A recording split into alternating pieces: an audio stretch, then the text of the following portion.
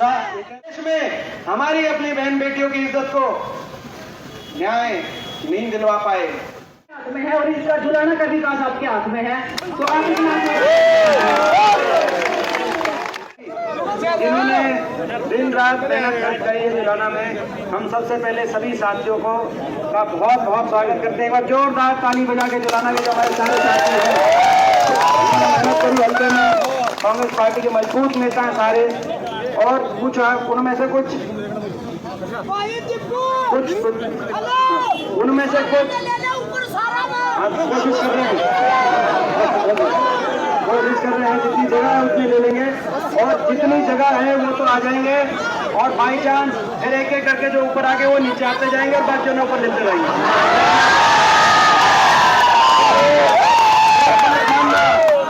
एक बात मानना कि हमारे रथ में जितनी जगह है उससे फालतू हमारे दिल में जाता है, आप समझ सकते हो उतनी है। और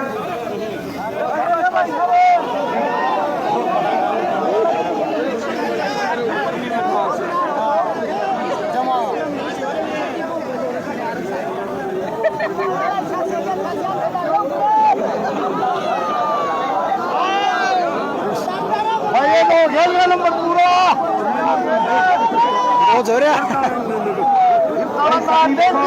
जुलाना के जितने भी हमारे साथी जिन्होंने मेहनत करी जो टिकट के लिए सारे प्रयासरत थे, अब सबकी स्पीच नहीं हो पाएगी, लेकिन क्योंकि इनमें सबसे सीनियर जो हैं धुल साहब हैं, उन्होंने आगे करूँगा वो मंच संचालन करते हुए और 3 आदमी बोलेंगे, डॉक्टर लंबारी जी और हम ये सभी की तरफ से कहते हैं मदद का आश्वासन। धुल साहब सभी की तरफ, धुल साहब सीनियर मोर्चे भाई ये प्रस्ताव मंजूर है भाई सबको? उसके बाद फिर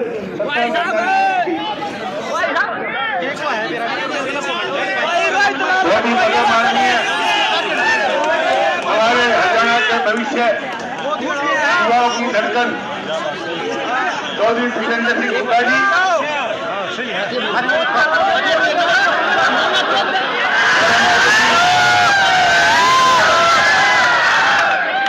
हमारे लोकप्रिय सांसद आदरणीय श्री सतपाल ब्रह्मचारी जी, और हाईकमांड के द्वारा भेजी गई हमारे इलाके की ऐतिहासिक पहचान बनाने वाली हमारे इलाके की बहू विदेश जी, और अभी साथ में जितने भी साथी कैंडिडेट आए हैं, हम सभी चौधरी भूपेंद्र सिंह हुड्डा के अनुशासित सिपाही हैं, और हमारा एक ही लक्ष्य है कि हम किस प्रकार से हरियाणा के अंदर कांग्रेस का राज बने, चौधरी भूपेंद्र सिंह हुड्डा हरियाणा के मुख्यमंत्री बने।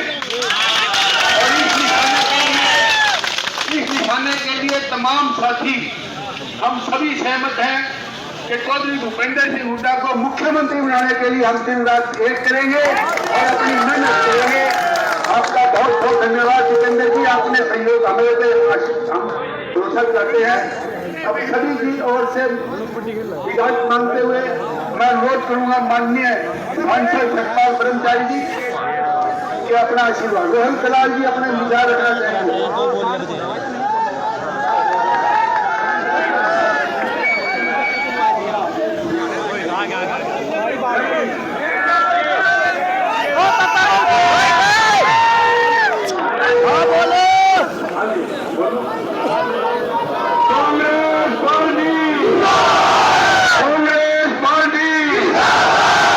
सम्मानित साथियों, आज आपके बीच में हरियाणा के भावी मुख्यमंत्री श्री दीपेंद्र हुड्डा जी, हमारे देश की आन बान शान, पूरे विश्व में भारत का परचम फहराया। हरियाणा की ये बेटी, जुलाना की ये बहू, हमारी बेटी आज आपके बीच में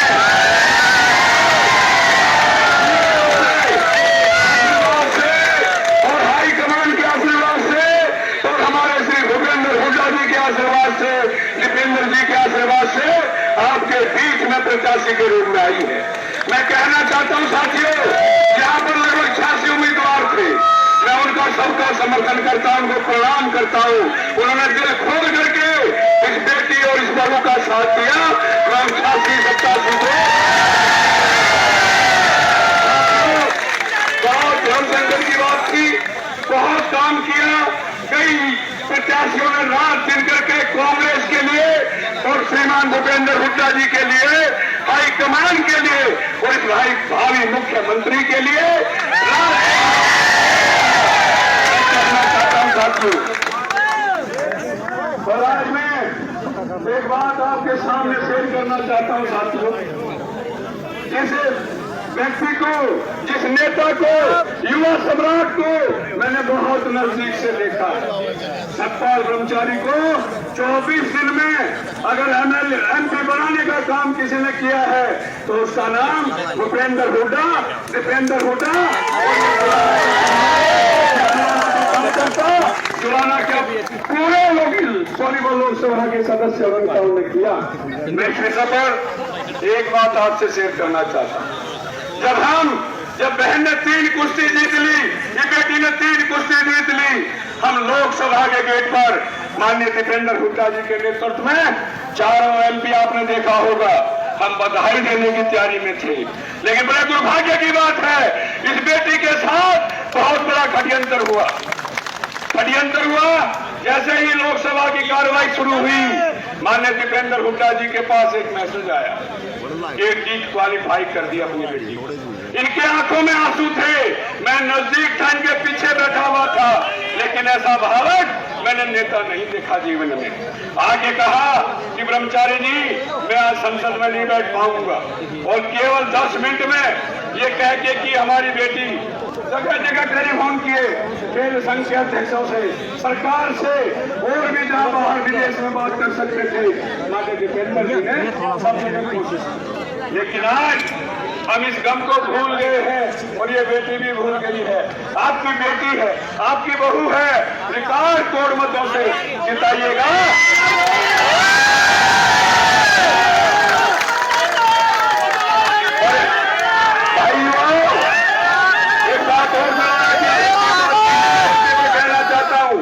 आपका एक एक वोट दीपेंद्र हुड्डा जी को सीएम बनाने का काम है।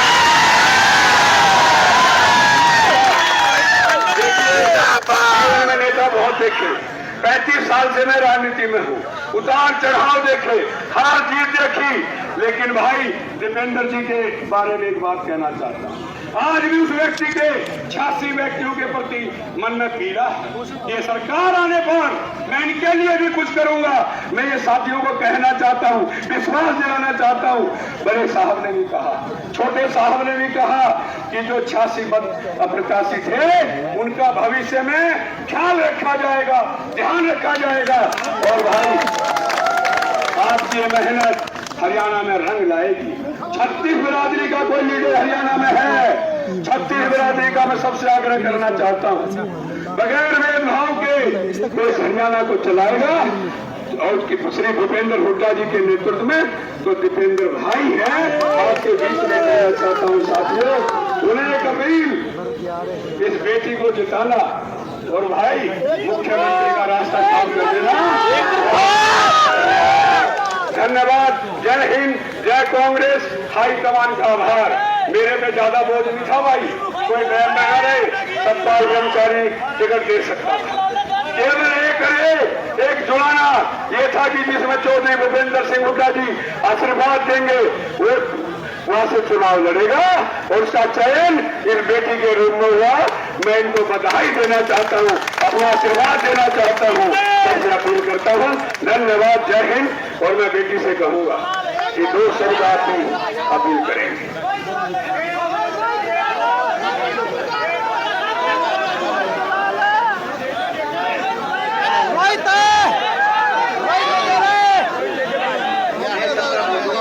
सबकी तरफ से मैं बोलूँगा रोहित, मैं आपने भाई बहुत सारे यहाँ पे रोहित दलाल के भी समर्थक दिखाई, अगर एक को कराएंगे तो बहुत मैं हमारे प्रत्याशी जुलाना की भाई विधायक, और मैं कह सकता हूँ ये दूसरे नंबर पर सबसे ज्यादा वोटों से ये हमारी बेटी जीतेगी।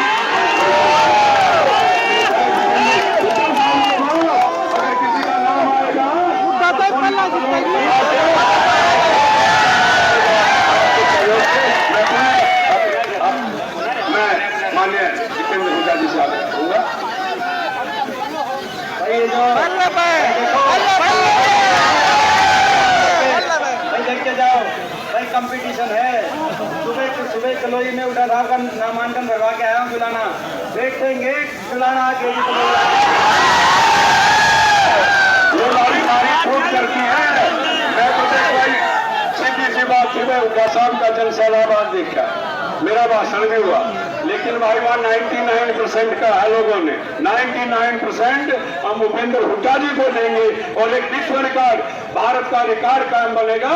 तो आज दीपेंद्र जी ने कह दिया मैं बेटी के लिए भी छूट है, 99% वोट डालने का काम करेंगे।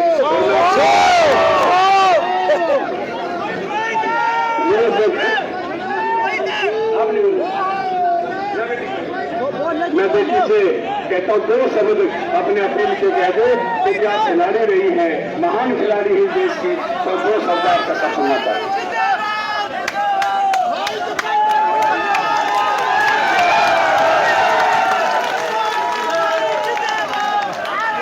बड़े ही आदर और सम्मान के योग्य बड़े भाई भूपेंद्र सिकंदर के बेटा जी, माफ करना भी पहली बार है तो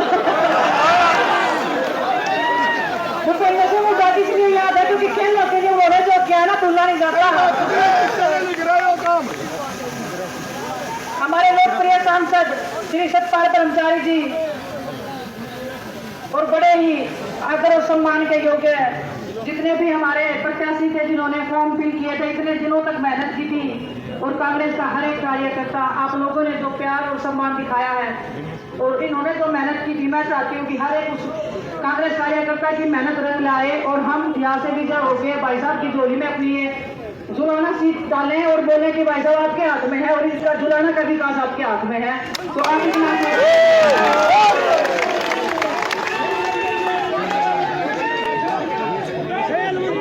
खेल मंत्री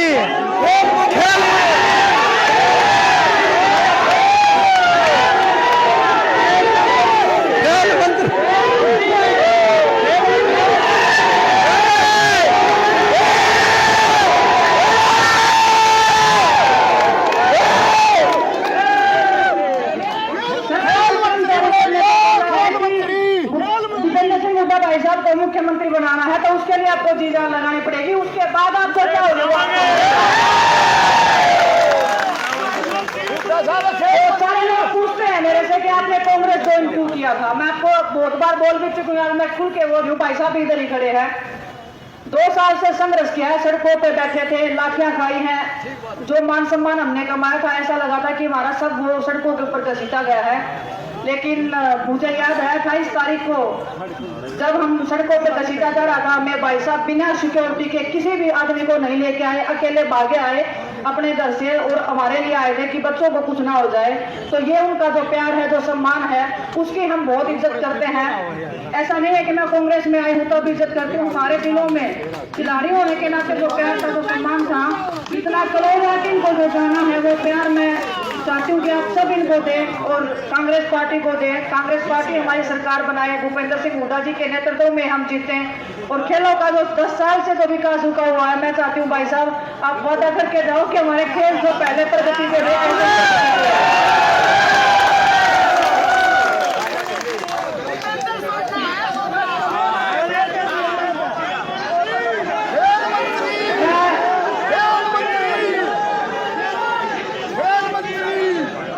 मैं खिलाड़ी रही हूँ, लेकिन आज ये जो नई दिशा में हमने कदम बढ़ाया है, मैं चाहती हूँ आप लोगों ने जो प्यार और आशीर्वाद जो खेल के क्षेत्र में मुझे दिया था, इस नए क्षेत्र में दीजिए और आपके मान सम्मान के, आपके हर एक हक की लड़ाई में विधानसभा में जाके लड़ूंगे, आपकी आवाज बनने का काम करूंगी।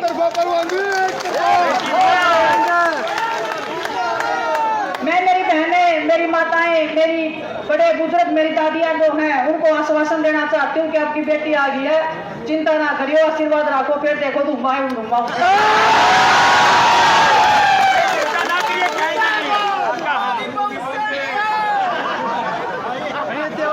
सत्ता जी पता है क्या हो रहा है, बेटी से ज्यादा प्यार दे रहे हैं वो, मेरे को ये लगता ही नहीं है कि मैं बहू हूँ। बेटी से भी ज्यादा प्यार दे रहे हैं जी। मैं चाहती हूँ कि आप ऐसे ही हमारी हर एक उस बहन को प्यार दो, उनको ऐसे ही आगे बढ़ाओ और वो आपका नाम हर जगह पे, हर क्षेत्र में सबसे ऊंचा रखेगी। तो उनका सबका साथ दीजिए और भाई साहब का मैं बहुत तहे दिल से धन्यवाद देती हूँ।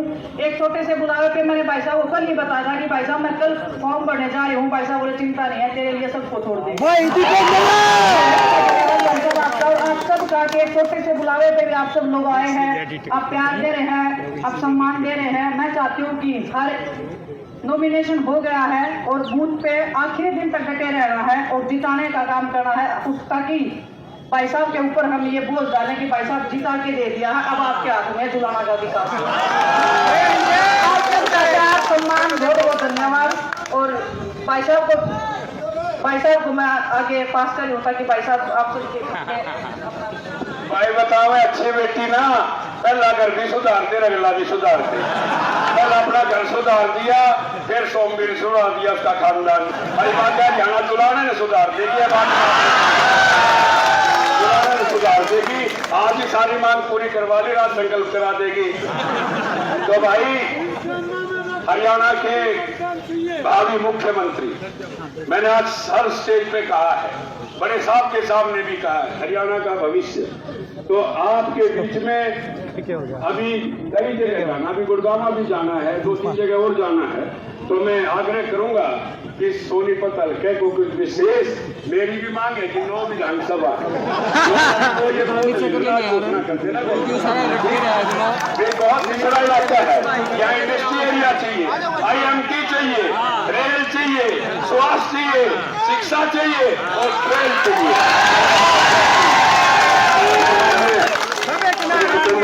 आग्रह करूंगा कि अपना उद्बोध देंगे। धन्यवाद।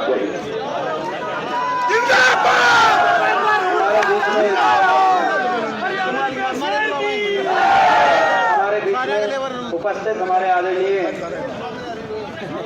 सांसद जिनको आपने जिम्मेदारी दी है, और वो भली भांति मैं देख रहा हूँ एक सेशन में, पहले सत्र में जो एक संसद का सत्र हुआ है लोकसभा चुनाव के बाद, उसमें पूरी संसद में बहुचर्चित ऐसा इनका व्यक्तित्व है और आपकी अच्छे से वहाँ पे वकालत करी इन्होंने आपने देखा होगा जो कहा कि भाई जो एक रेल चले जींद से जो है हरिद्वार तक की, आगे देखा तो बहुत सी मांगे उठाई, ये भी एक मांग थी। इस मांग में कहीं ना कहीं इनने ये भी सोच रहे थे कि ये भी बीच में आएंगे। तो हमारे आदरणीय सतपाल जी ब्रह्मचारी, हमारी बहन, आपकी प्रत्याशी यहाँ से जिनको आपके बीच में आने का अवसर मिला है और जिन्होंने अपने जीवन में एक संघर्ष किया है, जिस संघर्ष से प्रेरणा पूरा देश आज दे रहा है। किसी भी खिलाड़ी के लिए सरकार और सिस्टम से टकराना आसान नहीं है। जो टकरा गई पूरे सिस्टम के साथ, पूरी सरकार के साथ, एक ईमानदारी की मांग को लेकर, एक न्याय की मांग को लेकर, बेटियों को न्याय दिलाने की मांग को लेकर अपना करियर दांव पे लगा दिया। क्योंकि जब दुनिया के सारे खिलाड़ी मैट पर प्रैक्टिस कर रहे थे तो ये जंतर मंतर दही पे बैठकर सरकार से न्याय की लड़ाई लड़ रही थी। ये बेटी, हमारी बेटी, आपकी बेटी, देश की बेटी, वहां लड़ाई इन्होंने लड़ी और लड़ाई नहीं लड़ी।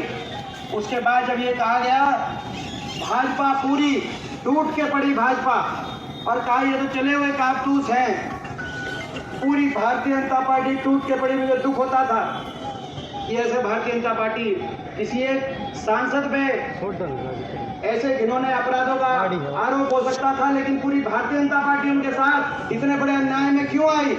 आज देश ही सवाल पूछ रहा है और भारतीय जनता पार्टी टूट के पड़ी और कहा कि ये तो चले हुए कारतूस हैं। तो उसका जवाब कोई बात करके नहीं, लेकिन ओलंपिक में सारी दुनिया को झुकाकर उसका जवाब दिया भारतीय जनता पार्टी की सरकार को। एक ऐसा उदाहरण सेट कर दिया और आज हमें बहुत खुशी, हमें गर्व है कि वो हमारे इस माटी की ये बेटी हैं और आपके बीच में आई हैं। आपकी धरोहर है, आपकी बेटी है, इनको संभाल के रखना आपकी जिम्मेदारी है। आज देश देखेगा, आज देश की नजर आज हरियाणा के चुनाव पे रहेगी और देश की नजर जुलाना विधानसभा के नतीजे पे रहेगी।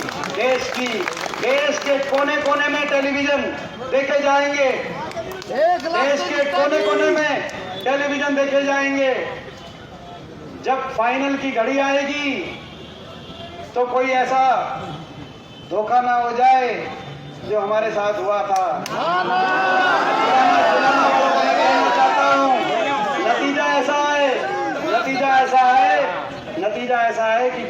टीवी चैनल में जब वो नतीजा आए तो उसकी गूंज पूरी दुनिया में जाएगी। न्याय किया आपने न्याय किया है।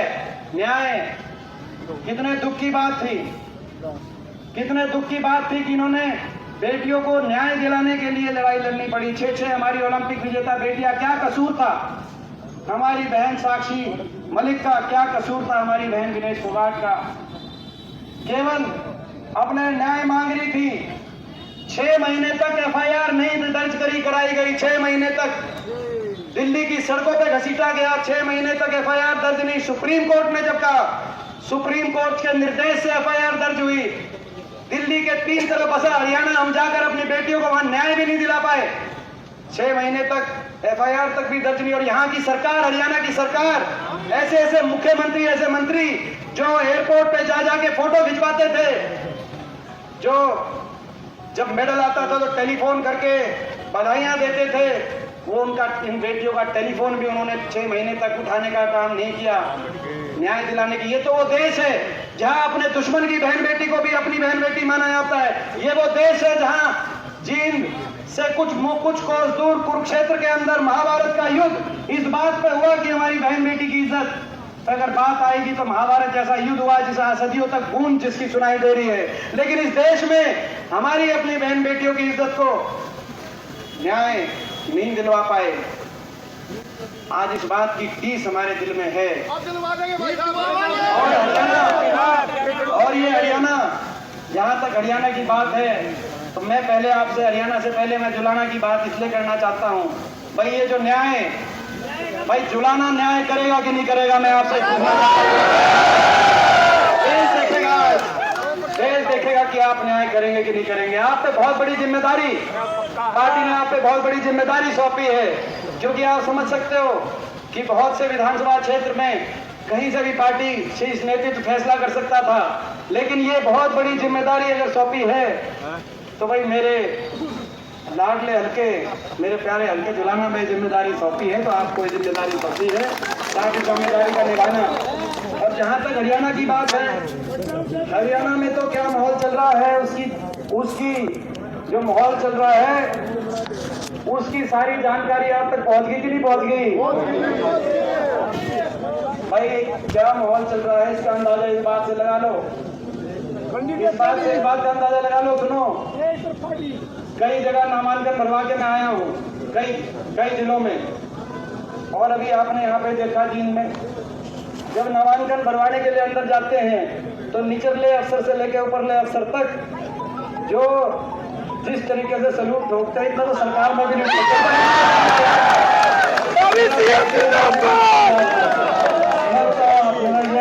तो भाई हरियाणा में तो चारों तरफ हरियाणा में एक ही माहौल है। हरियाणा के कोने कोने से एक आवाज आ रही है, बीजेपी की सरकार जा रही है, चौधरी उपेंद्र सिंह हुड्डा के नेतृत्व में कांग्रेस पार्टी की सरकार आ रही है। हरियाणा ने बदलाव का मन बना लिया, कुशासन भाजपा का, ऐसा कुशासन जो देखा हरियाणा ने, जो प्रदेश देश में विकास का प्रतीक था, खुशहाली का प्रतीक था, अमन चैन शांति और कानून व्यवस्था का प्रतीक था। आज 10 साल की भाजपा सरकार के बाद वही प्रदेश देश में नंबर 1 बन गया तो बेरोजगारी में नंबर बन गया। आज रिपोर्ट कार्ड, इस सरकार का रिपोर्ट कार्ड, ये हम नहीं दे रहे रिपोर्ट कार्ड, ये बीजेपी की दिल्ली सरकार, मोदी सरकार रिपोर्ट कार्ड दे रही है कि हरियाणा देश में नंबर 1 बेरोजगारी में है, भारत सरकार नंबर 1 है। हरियाणा आज नशे में, भारत सरकार नंबर 1 बन गया। हरियाणा अपराध में, क्राइम रेट में, अपराध दर में भारत सरकार के अनुसार, भारत सरकार रिपोर्ट कार्ड दे रही है। हरियाणा का भट्टा बैठाने में कोई कसर इन्होंने नहीं छोड़ी, विकास की पटरी से उतर गया, काम तो किया नहीं। हर वर्ग का अपमान, कोई ऐसा वर्ग नहीं जिसका अपमान ना किया इस सरकार ने। किसान 750 की जान की कुर्बानी देने वाली, अगर देश के इतिहास में कोई सरकार जानी जाएगी, सरना प्रजातंत्र में 1.5 साल का आंदोलन होता है, 1.5 साल का आंदोलन। और किस बात का आंदोलन? इस बात का कि किसान दिल्ली जाके प्रदर्शन करना चाह रहे थे, वो किसकी दिल्ली है? और दिल्ली हमारी बेटियां गई प्रदर्शन करने, तो इनके साथ क्या व्यवहार हुआ? 750 किसान की जान की कुर्बानी लेने वाली ये सरकार साबित हुई। संविधान को लाइट भी काट, बहुत कुछ हुआ था, बहुत कुछ हुआ था। ये भी हुआ था जब इन बेटियों ने कहा कि न्याय नहीं मिलता तो हमारे लिए मेडल की क्या कीमत है। न्याय सबसे सर्वोपरि है, मेडल हम गंगा में बहाएंगे हरिद्वार जाकर। खेल मंत्री का बयान भी नहीं आया, प्रधानमंत्री या देश किसी मंत्री का बयान नहीं आया कि मेडलों को मत, आप मेडलों को इस तरह से उत्तेजित ना करिए, आपको न्याय दिलाएंगे। एक लाइन तो आ सकती, अपील तो हो सकती थी। ऐसा लगता था कि कहीं ना कहीं उन मेडल से भी, कहीं ना कहीं कोई मेडल से भी उन द्वेष था, जो भारत माता की झोली में जो मेडल थे उनसे भी द्वेष था। ऐसे ऐसे लोग थे जो बोल रहे थे कि इतने इतने रुपए में मेडल आ जाएंगे। आज तो खैर हरियाणा का कितना नुकसान हुआ आप अंदाजा लगा सकते हैं। सरकार ने हरियाणा का भट्टा तो बिठाया ही, भट्टा बिठाने में तो कोई कसर नहीं रही भाई। 10 साल में छिप लिया, कसर बाकी रहेंगे बताओ।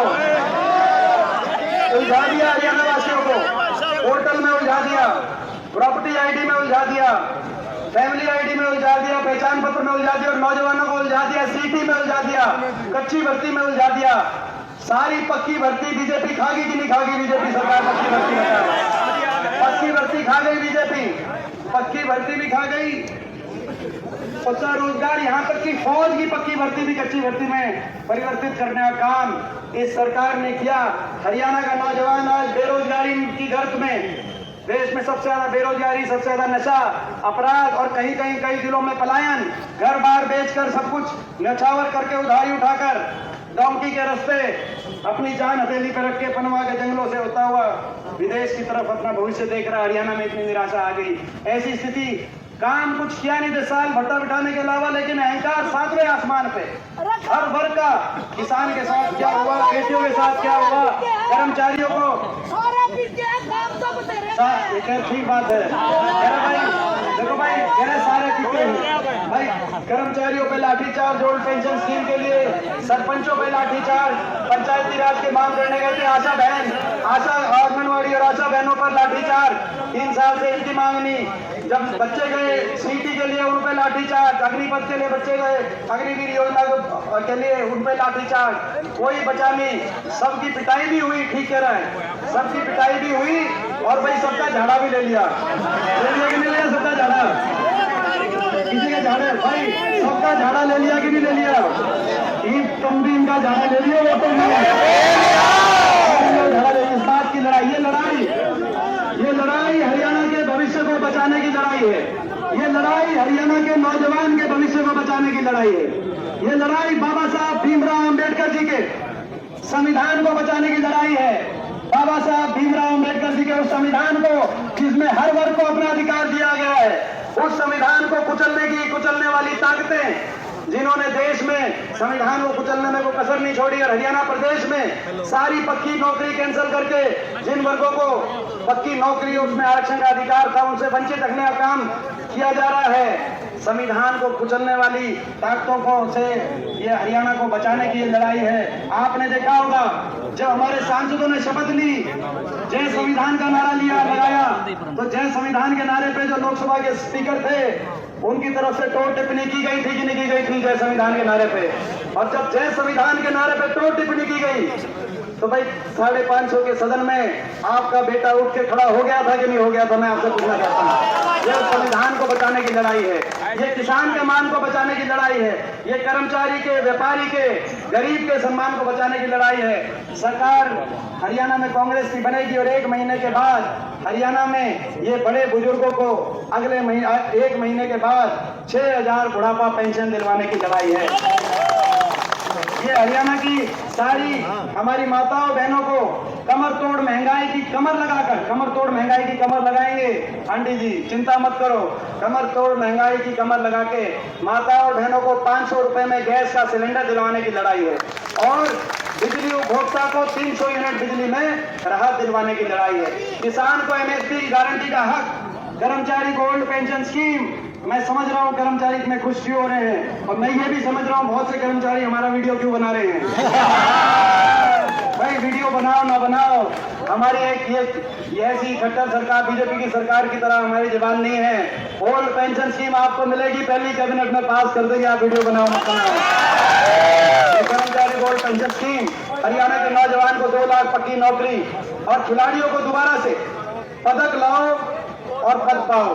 खिलाड़ियों को पदक लाओ और पद पाओ, खिलाड़ियों को पदक लाओ पद पाओ की पॉलिसी के माध्यम से दोबारा से मान सम्मान दिलवाने की ये लड़ाई है।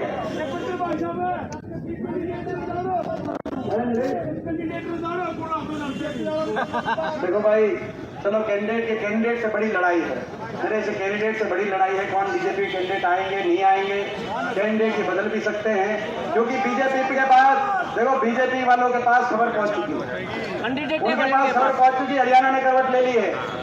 और इसका सबूत बताऊं भाई, बताओ, इन्होंने अपना उप मुख्यमंत्री बदला, इन्होंने अपना मुख्यमंत्री बदला, इन्होंने अपनी सारी कैबिनेट बदली, इन्होंने अपने प्रदेश अध्यक्ष को बदला, इन्होंने इलेक्शन की तारीख बदली, फिर दोबारा करके इलेक्शन की तारीख दोबारा बदली।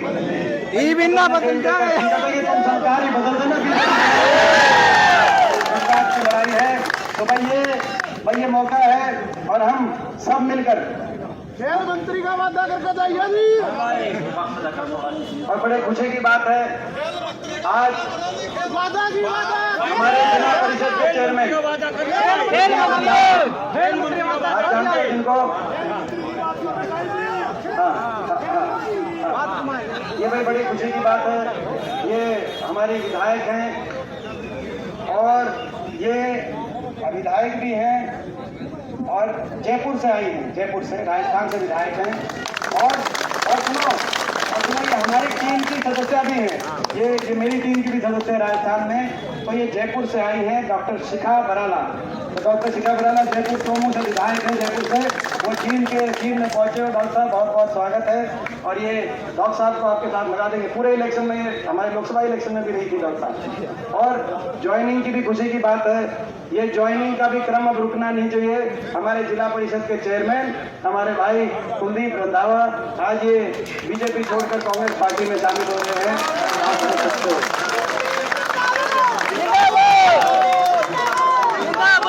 16 से जिला पार्षद किया यार,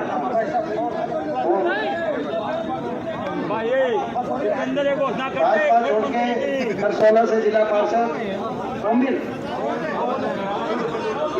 ये तो पहले हमारे साथ ही था, तो 2 महीने पहले बीजेपी में ज्वाइन हो गया था।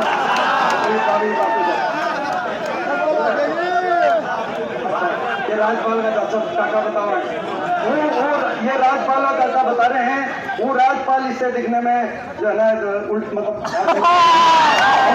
काका बाद में देखना पड़ेगा भाई। तो भाई देखो, आप सबके इलेक्शन आपके हवाले है, और मैंने तो कह दिया उमेश, मैं तो पहले कह दी बात। चलो जब आएंगे तो आ जाएंगे। सांसद जी मैंने कह दी बात, भाई मैंने बात कह दी भाई। देखो आपने एक बात मैंने कह दी, सुबह उठा साहब का नामांकन भरवा के सीधा यहाँ आया भाई। देखो आप चलना,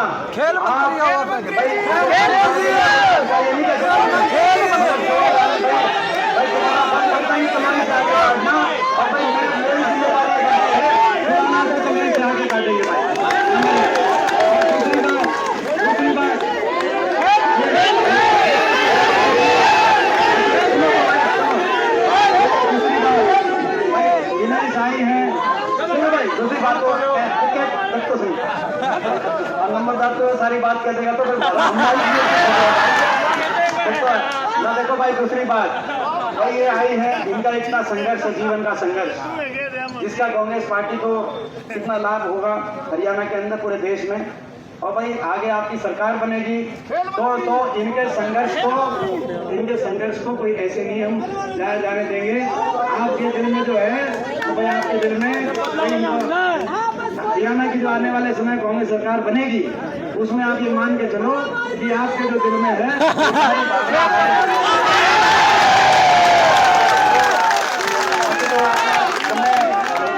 तो भाई आज भाई बताओ एक बात भाई, मैं कलोई में ये बातें क्या हूँ, ये लड़ाई, इस लड़ाई को आप हल्के में मत लेना। 10 साल का संघर्ष मैं जानता हूँ, 10 साल का संघर्ष इस तानाशाही ताकतों से जो दिल्ली में बैठी हैं, जिनसे संघर्ष दिनेश ने किया, जिससे 10 साल से हम संघर्ष कर रहे हैं। देश में बड़े बड़े झुक गए, बड़े बड़े बिक गए। 10 साल से हरियाणा के 15 सांसद हैं, 15 हरियाणा के, 10 लोकसभा के सांसद जाते हैं हरियाणा से, 5 राज्यसभा के जानते हैं, 10 लोकसभा के, 5 राज्यसभा के। इन 15 सांसद में से 14 सांसद बीजेपी के। पिछले 5 साल में मैं पिछले 5 साल राज्यसभा में अकेला सांसद विपक्ष के रूप में, और उससे पहले लोकसभा में लोगों ने तो 2 भेजे थे विपक्ष में, दुष्यंत को भी भेजा था हिसार से। बीजेपी के तो 2 विपक्ष के सांसद थे, लेकिन आपको पता है उसका क्या, उस गेल क्या बनी, उसका तो नाम लेना लो, उसमें मैं ज्यादा नहीं जाना चाहूंगा, नाम लेना लो, उसमें ज्यादा नहीं जाना चाहूंगा। लेकिन जीत लेके बैठे इन तानाशाही ताकतों के सामने, लेकिन 10 साल इनके साथ संघर्ष, एक कदम हमने पीछे नहीं उठाया। चाहे संसद की बात हो, चाहे सड़क की बात हो, एक पलक नहीं झपकाई। तो आसान काम नहीं था, सारी बीजेपी टूट के पड़ती थी। अकेला जब मैं उठता था, चाहे किसान की बात थी, संविधान की बात थी, हमारे बेटियों की बात थी, और उस संघर्ष में आपने देखा बड़े साजिश और षड्यंत्र, ये तानाशाही ताकतें जैसे फाइनल में पहुंचकर हम दोनों के साथ बनी हुई है। हमारा दुख भी एक जैसा है,